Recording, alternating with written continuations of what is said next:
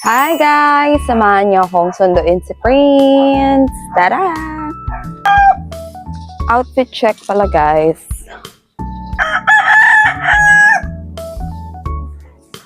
Eco bag ng rib syrup.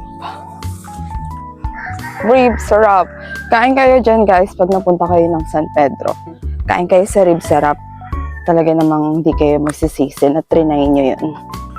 Tapos kung napapanood nyo to guys, kakatapos ko lang mag-edit nung vlog namin ng anak ko na i-upload ko ngayon.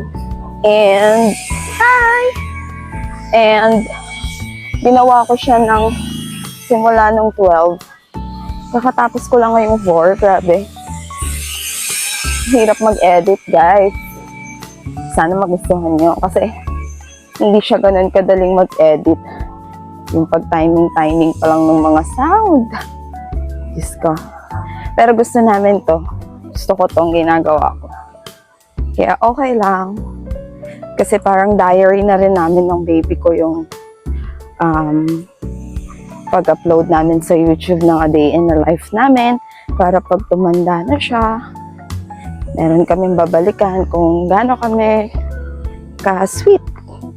Kasi alam naman natin na dumaan din ako dyan. Sweet din ako dati sa parents ko. Tapos nung tumanda na ako, medyo hindi na ako sweet. Hindi ko alam kung bakit. Pero, ayan lang. Sana matandaan namin. And may babalikan kami.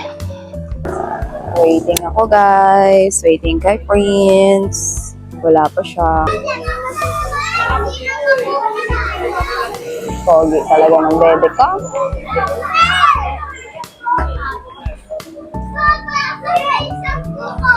Hi, love! Sinasabi lang ni teacher Okay. Hi guys, thank you sa sundo.